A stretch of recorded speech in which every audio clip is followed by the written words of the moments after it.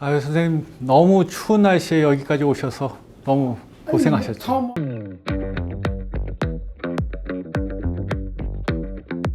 처음 온 데서 온 사람도 있는데 뭐.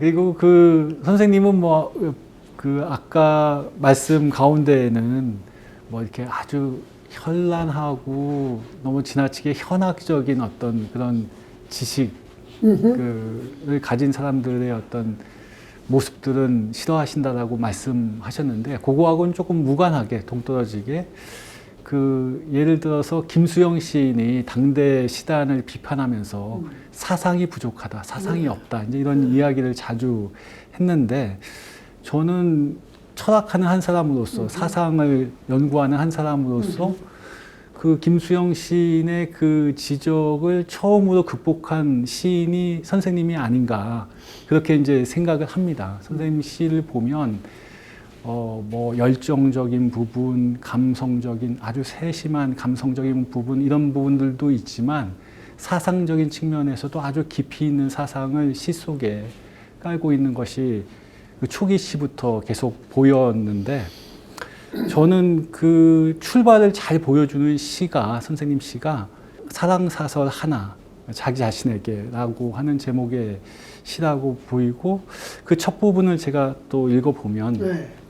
사물을 가장 잘 아는 법이 방법적 사랑이고, 사랑의 가장 잘된 표현이 노래이고, 그 노래가 신나게 흘러다닐 수 있는 세상이 가장 좋은 세상이라면, 그렇다면 형은 어떤 사랑을 숨겨 지니고 있습니까? 라는 이제 첫 부분인데, 그 시의 첫 부분인데, 저는 이 부분을 보면서 사물과 사랑과 시가 삼각 구조, 삼각 관계를 이루면서 여기에 어떤 깊은 그 사상이 포함되어 있다라고 보였거든요.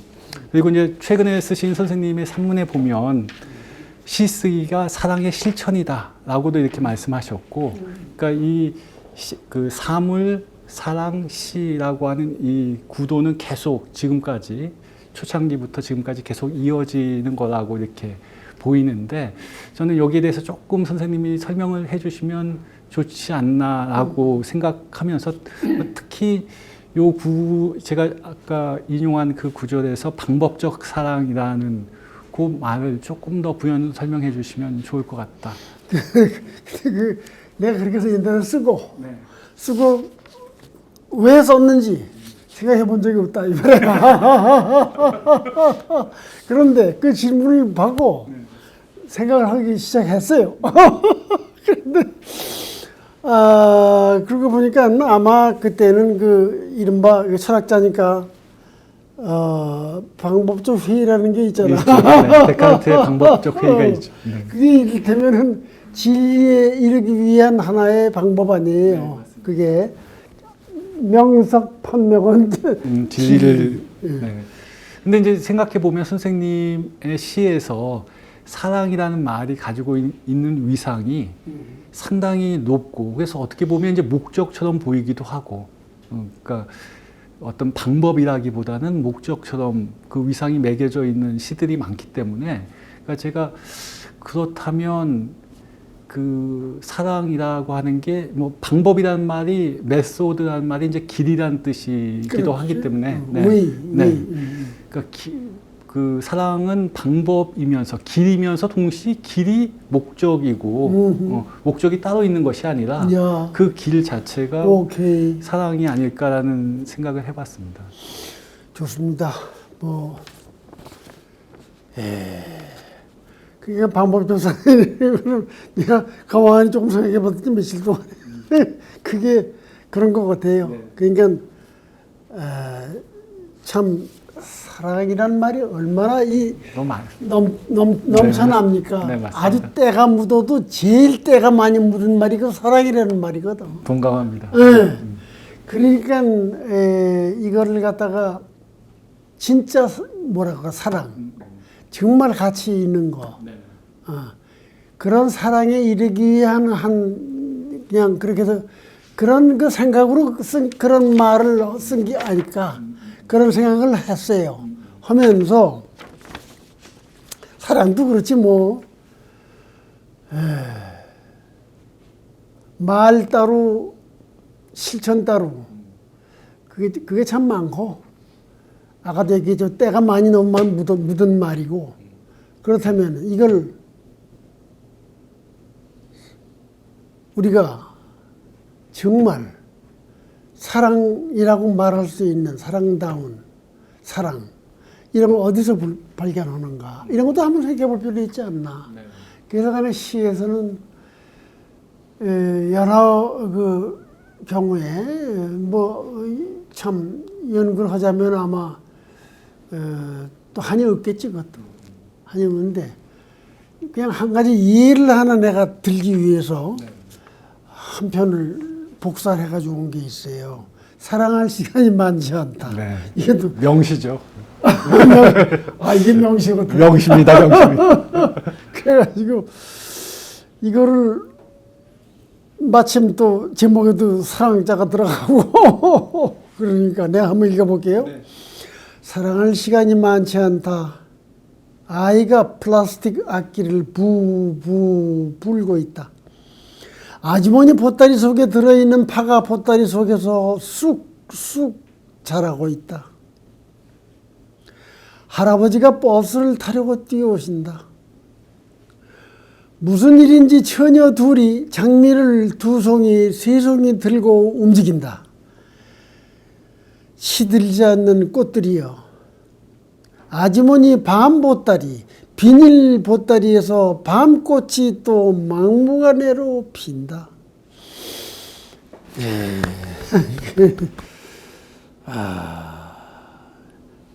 이거를 어떤 젊은 시인 옛날 얘기야. 뭐 수십 년 된 것 같다. 30년도 더 된 거네 싶은데 이거를 사랑 그야말로 이성 간의 사랑, 성적인 사랑 이런 걸로만 해석한 사람이 있었다고.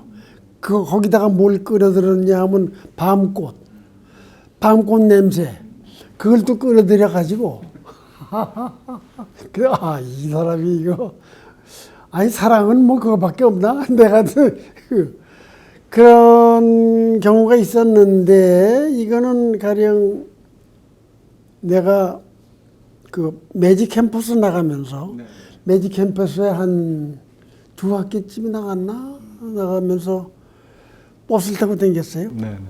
그래가지고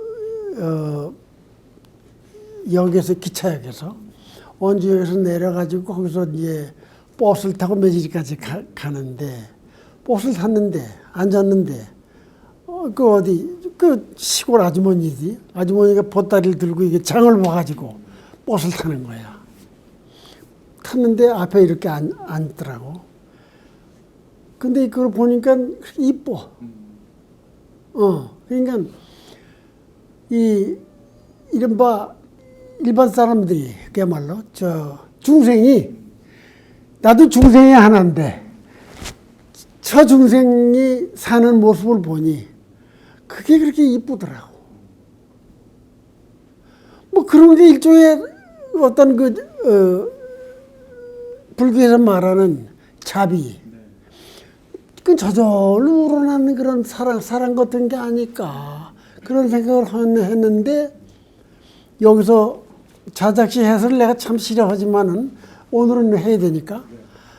그러니까 왜 여기서 밤보따리에 들어있는 보따리에 밤꽃이 또 왜 그렇게 핀다고 내가 느꼈겠어요. 이게 마음이 사랑에 물들어 있을 때는 이렇게 보따리에 들어있는 밤에서도 밤꽃이 핀다고. 그건 일종의 사랑이라는 것이 가지고 있는 힘. 죽은 것도 살리니까 뭘 피어나게 하잖아요. 꽃도 피고 다. 이게 우리가 사랑에 대해서 여러 가지 얘기를 할 수 있겠으나 이거를 바탕으로 얘기하자면은 그런 어떤 그 마음의 상태. 보따리 속에서 파가 또 쑥쑥 자라고 있어. 그렇잖아요. 그렇게 보인 거예요. 그건 역시 그런 게 일종의 내가 보기에는 그러니까 사랑하지 많지 않다는 거는 그 남녀간의 사랑이 아니고 그 중생들 사는 모습이 너무 이쁜데 저렇게 사랑스러운데 많지 않다는 거는 반어법이지.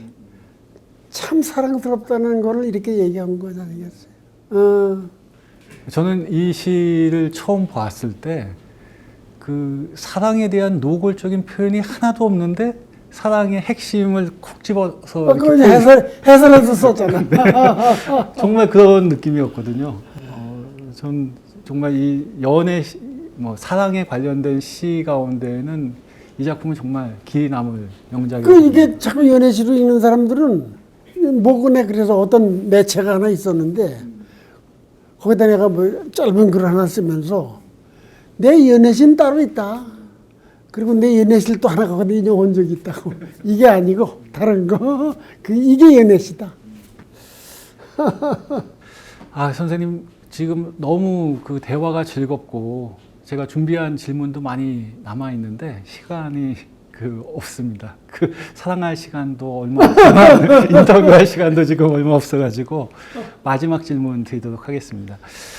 선생님이 오랫동안 시단에 몸담아 계셨는데 현재 우리 시단에 문제도 있을 거고 과제도 있을 거고 여러 가지가 있을 텐데 그런 것들을 이렇게 많이 봐오셨을 거라고 생각이 되고요. 근데 이제 선생님께서는 제가 오랫동안 이렇게 옆에서 지켜보면 워낙에 이제 거창하게 말한다거나 이렇게 비판을 핑계로 해서 이렇게 잔소리하고 이런 것들을 워낙에 싫어하시기 때문에 저는 거의 한 번도 들은 적이 없거든요. 그래도 정말 귀한 시간이기 때문에 선생님이 보시기에 이 점만큼은 조금 고쳤으면 좋겠다. 내지는 긍정적으로 얘기하자면 우리 시단의 과제는 이런 것이지 않을까라고 생각하시는 게 있으면 한 가지라도 조금 말씀을 해주시면 아마도 후학들에게 큰 도움이 될 것 같거든요. 이게 저의 마지막 질문입니다. 예, 근데 사실 생각을 그렇게 열심히 해본 적은 없고 다만 요새 신세대 시에서 느끼는 인상 이런 거는 전부 뭐라 그럴까 너무 이게 무슨 AI가 쓴 게 아닌가 하는 느낌을 자꾸 받아요.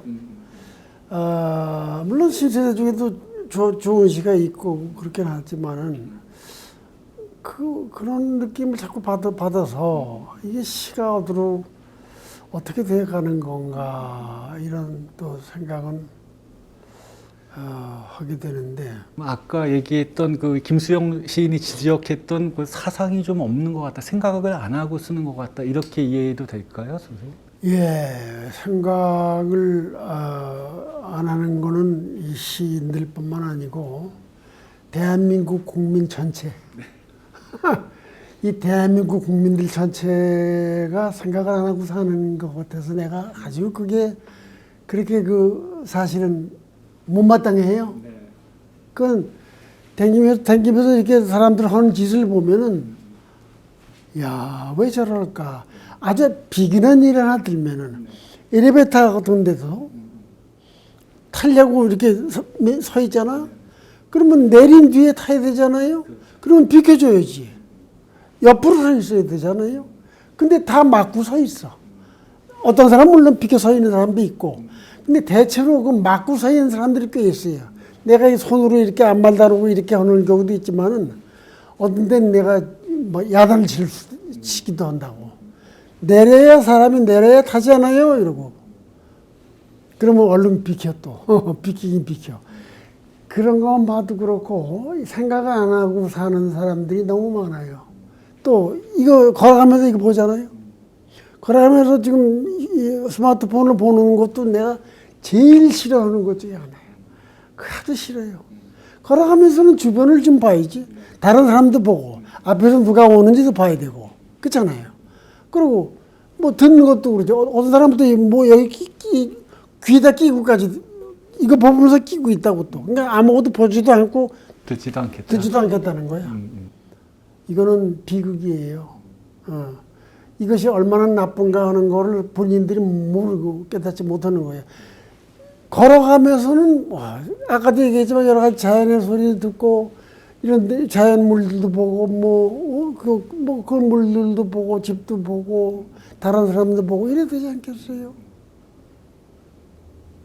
그게 그렇게 해가지고 다 눈 닫고 귀 닫고 다 닫아가지고 어떻게 할 건가? 그거 보면은 생각을 안 하고 사는 사람들이 너무 많다. 최근에 그래서 하나 썼어요 또. 생각의 빛 이래가지고. 아유, 그래도 선생님 계속 그 펜을 놓지 않고 쓰시는구나. 뭐 그게 그래야 뭐 이게 살맛이 조금씩 나더라고. 예, 안 그러니까 사람이 못 쓰게 되겠어요. 다행입니다. 게으르고 이렇게 되고. 아이고, 선생님, 그 긴 시간 동안 너무 귀한 말씀 해주셔서 감사합니다. 아이고 참. 수고하셨습니다. 이 대담자가 철학자니까 말이야. 아주 내가 누가 인터뷰가 누구냐에 따라서 말이 잘 나오기도 하고 잘 안 나오기도 그렇잖아. 예. 네, 수고하셨습니다, 선생님. 수고하셨어요. 네, 감사합니다.